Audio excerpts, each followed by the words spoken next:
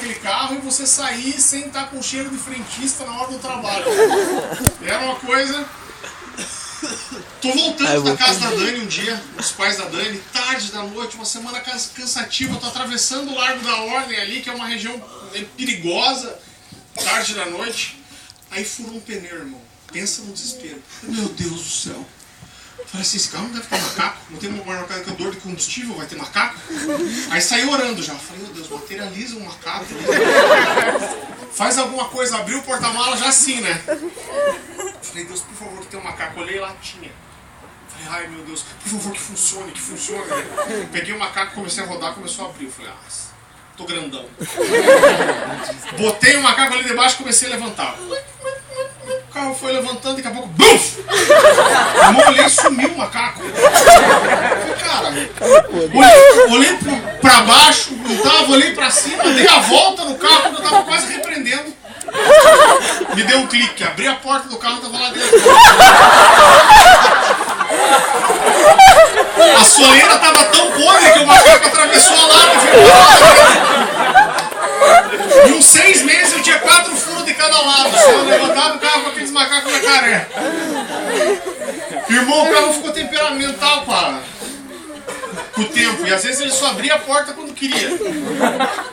Né? Aí cheguei. Às vezes eu ia visitar um médico no consultório com roupa de representante de laboratório, calça social, camisa, sapato de bico fino e abrir a porta não abria. Eu tinha que fazer o quê? Abrir o porta-mala, arremessava a malinha pra dentro e engatinhando. Agora o pior, irmão. Fui trabalhar o primeiro dia no hospital com aquela gangue de representante. Né? E representante de laboratório ganha bem, todo mundo tem carro novo, carro financiado pela empresa, anda elegante. Eu tô lá com aqueles representantes e tal. Tinha um saguão no hospital evangélico, que a gente ficava tudo ali esperando os médicos passarem. E eu fiquei ali boa parte da tarde, daqui a pouco alguém falou, acho que a gente já falou com todos os médicos que estavam aqui, vamos embora? Vamos. A hora que eu levantei pra ir embora, eu falei, meu Deus, os caras vão ver meu carro. Senti a bochecha corar. Falei assim, já sei o que eu vou fazer, cara. Eu vou descer naquela rua onde todo mundo estaciona e eu vou descendo, cara. Nem que eu tenho que descer umas 10 quadras. Quando todo mundo tiver entrado no seu carro, eu volto e pego o meu. Mas daí Deus falou comigo daquele jeitinho de volta, irmão. Falou assim, olha, eu quero te tratar. Você que escolhe se vai demorar mais ou menos. Falei, Deus, o negócio é o seguinte, tem que tratar, então vem e racha de vez. Falei, ô galera, vem aqui conhecer meu carro novo aqui, ó. Os caras estavam passando batido pelo carro. Eu falei, não, é o docinho de leite ali, ó. Eles pararam assim em volta. Entendi que era um minuto de silêncio. Daqui a pouco alguém meio sem jeito falou, vamos embora então, vamos. Irmão, para acabar a história do carro, não te contar mais uma só antes. Para quem conhece um pouquinho de carro, então tem o eixo ali, tem 2 amortecedores e tem uma mola que segura o amortecedor, né? E com o tempo, irmão, a lata de um lado da mola foi apodrecendo e a mola foi saindo, tá? Tipo uma antena. E isso deixou a roda meio torta, então não importava quando eu deixasse o volante, o carro sempre ficava meio torto, assim. E em pouco tempo tinha o único carro de Curitiba que mesmo andando em linha reta, a 20 por hora, na melhor rua de Curitiba, ele cantava pneu. Volte mesmo fazer uma curva, você tem um jogo se jogando pro lado. Meu Deus! Coisa linda. Eu falo que acho que quando chegar o juízo final, o capeta sair do buraco que ele vai sair, ele vem montado no doce de leite. No doce de leite. Pra acabar a história do carro, irmão. Tô um dia voltando da casa da Dani, também tarde da noite, cansado. Aí eu tô subindo uma rua que se chama Padre Anchieta, que é uma rua movimentada lá de Curitiba. E tá garoando. Fala garoando aqui também? Fala, né? Garoando, né? E eu olho, o carro começa a dar umas falhadinhas. Eu fiquei com a impressão que o acelerador tava travando, né? Enroscando. Eu olhei pra baixo, tem umas bombadas. Quando eu levantei a cabeça, tem um carro crescendo na minha frente. Eu tentei desviar de tudo quanto é jeito, mas dei uma baita de uma cacetada, fui parar lá em cima do meio-fio, do canteiro. Parar lá em cima do canteiro que divide uma rua da outra. cara, a batida foi meio forte, né? Eu senti aquela pressão no peito, saí meio tonto, já pensando, meu Deus, o que eu fiz? Não tenho seguro, o que eu vou fazer? Irmão, eu vou contar uma coisa esquisita agora. Mas é verdade. Quando eu desci do carro, Curitiba é grande. A Curitiba, região metropolitana, a gente está perto de 2,5 milhões, né? De pessoas. Quando eu saí do carro, eu vi alguém atrás de mim assim, Farley! Quando eu virei para trás, irmão, eu descobri que eu tinha acabado de destruir o carro importado da mãe de uma amiga de faculdade da Dani. Só que quando eu olhei para aquela menina, Deus me disse bem assim, daquele jeito, como Deus me fala sempre.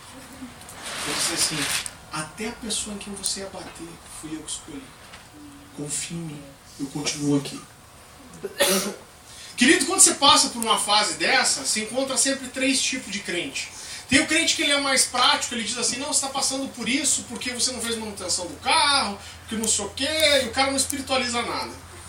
Tem o outro que é o espiritualoide, ele espiritualiza demais, ele fala assim, ah não, cara, você tá com uma oruca, você tem que fazer uma corrente por 70 dias de alguma coisa, tem que passar pelo Vale do Sal, fazer a corrente do corredor do Cajado de Elias, cara, o que você tem que fazer.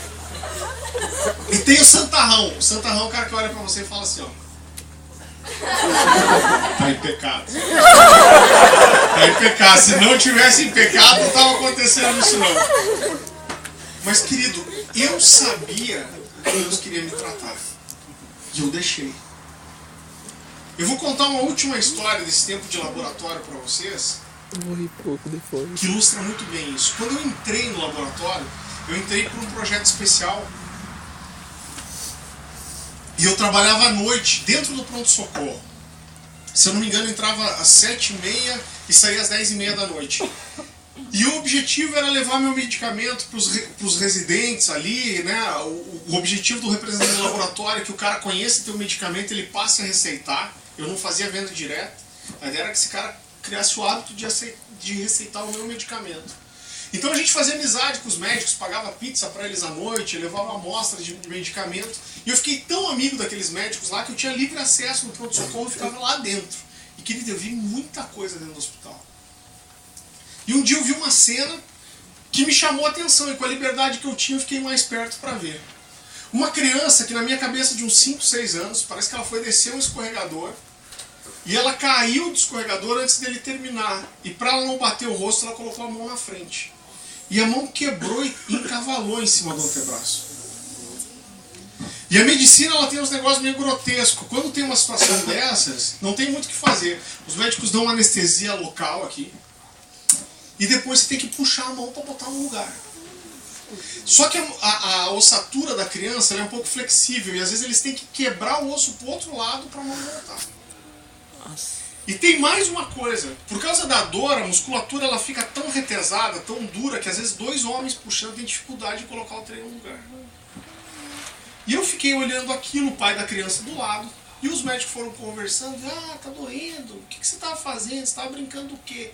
E de repente um médico agarrou a criança no corpinho por trás. Outro agarrou na mão e começaram a puxar. E quando começaram a puxar, essa criança começou a chorar e gritar. Ela dizia assim, para, tá doendo. Ela olhava pro pai e falava, pai, faz ele parar, pai, não deixa esse homem mexer em mim, não deixa esse homem mexer em mim, eu quero ir pra casa, pai, tá doendo, me leva pra casa. Querido, e eu via nos olhinhos daquela criança que ela estava magoada com o pai.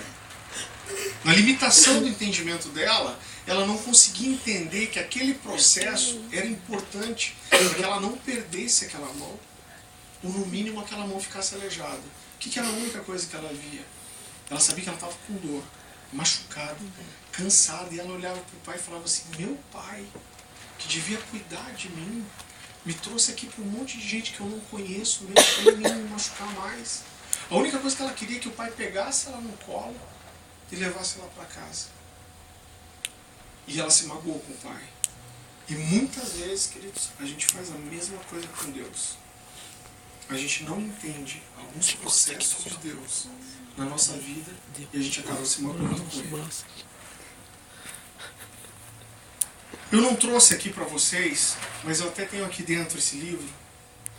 eu lancei um livro no dia 31 de outubro de 2008, chamado Marcados pelo Espírito. E eu tenho um capítulo desse livro que é uma mensagem muito semelhante a essa que eu estou trazendo para vocês aqui. Só que o processo, querido, de você terminar de escrever um livro, até ir para correção, redação, fazer capa, diagramação, ir para a questão dos direitos autorais, tudo isso leva algum tempo. E o que não deu para eu colocar nesse livro foi que meu pai ficou alguns anos curado, e depois de alguns anos bem, ele voltou a ter câncer. E quando eu lancei esse livro, meu pai inclusive não pôde ir no lançamento porque ele estava fazendo tratamento de quimioterapia. Ele tinha acabado de fazer uma quimioterapia, estava muito fraco.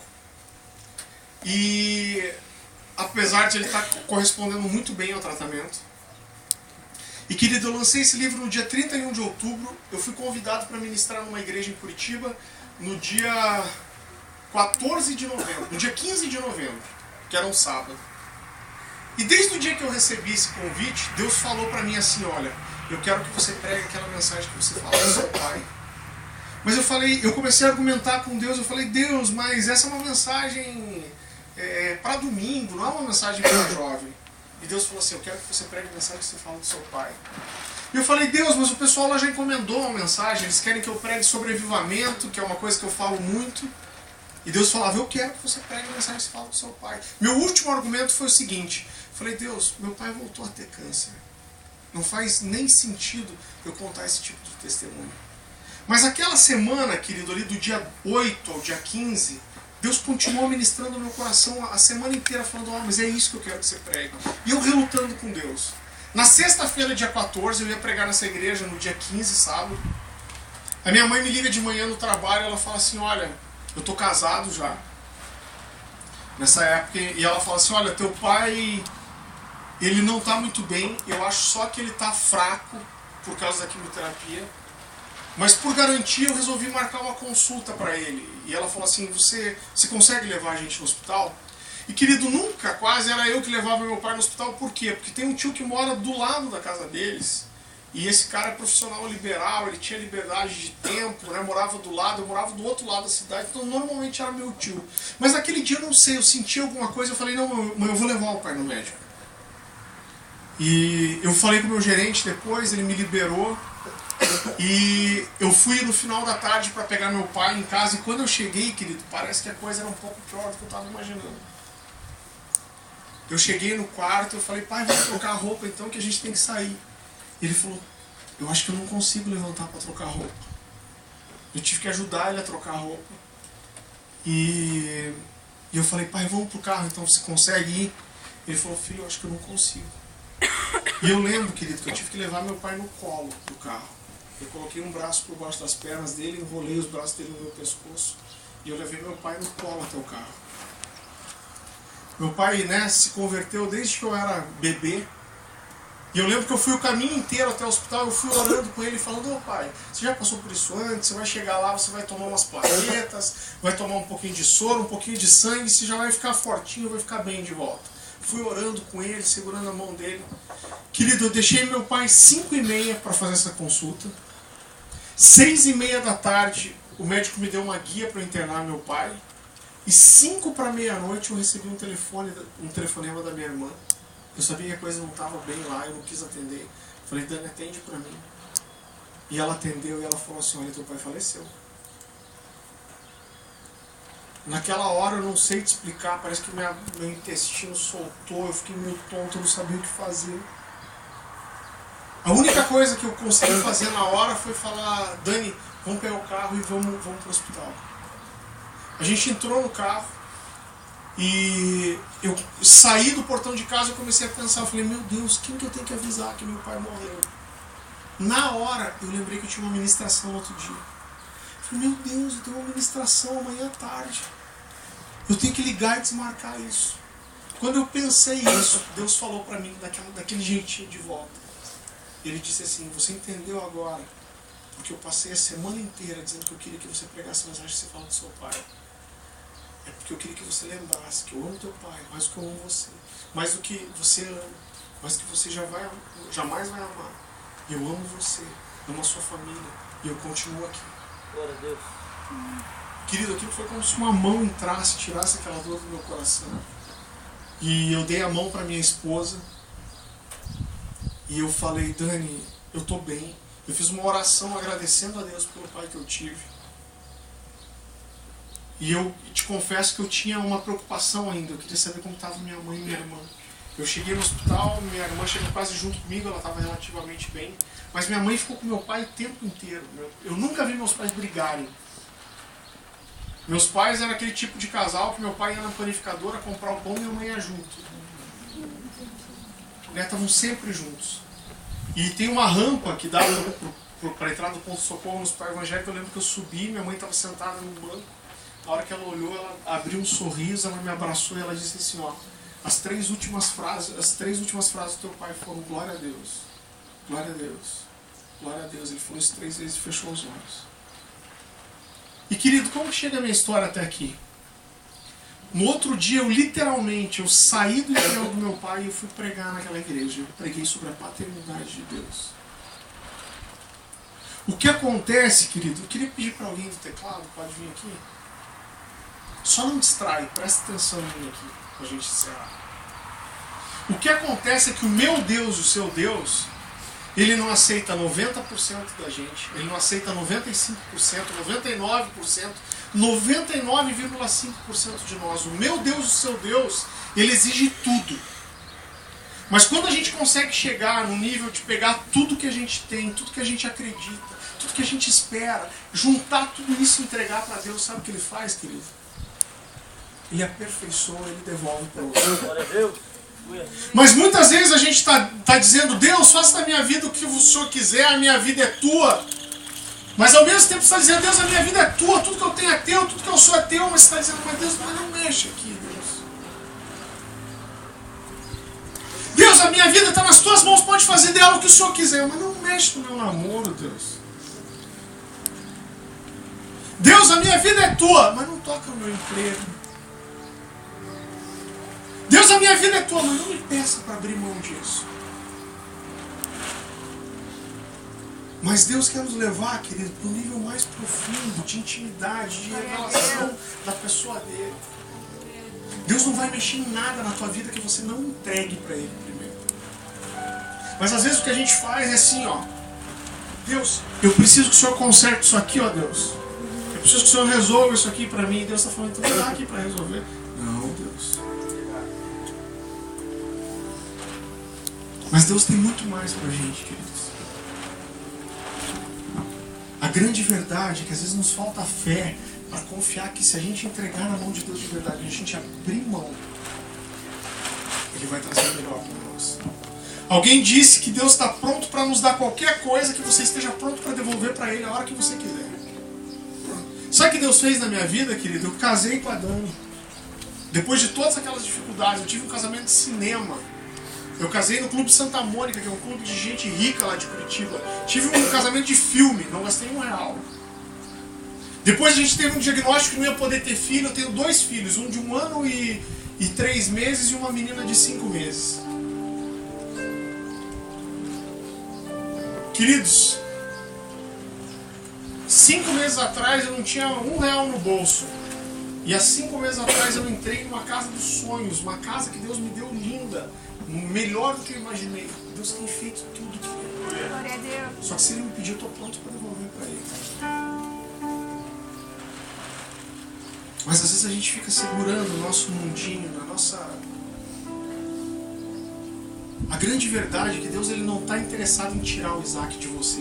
A Bíblia fala que Deus não tem para nós pensamentos de mal, mas Ele tem pensamentos de bem. Deus é Pai, Ele tem alegria em dar coisas para os seus filhos. Só que Deus não quer tirar de nós o Isaac, mas Ele quer a disposição no meu e no seu coração de entregar esse Isaac. Fecha tua cabeça, fecha teus olhos. Essa pode ser uma manhã muito especial na tua vida. E talvez enquanto eu estava pregando aqui, querido, o Senhor está colocando no teu coração coisas que você tem dificuldade de confiar nele, de abrir mão.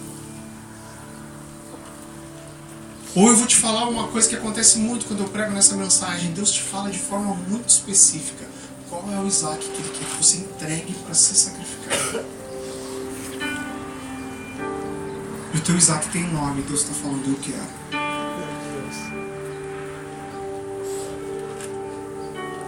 E talvez nessa manhã você queira sair desse lugar sem esse Isaac. Você fala, Deus, eu quero ir para um outro nível de confiança, de entrega. E você quer dizer para Ele o nome do teu Isaac nessa noite, você quer entregar isso para Ele. Ou simplesmente talvez você esteja dizendo, Deus, eu quero confiar no Senhor mais do que eu tenho confiado. Eu quero entregar minha vida completamente a Ti sem reservas, Deus.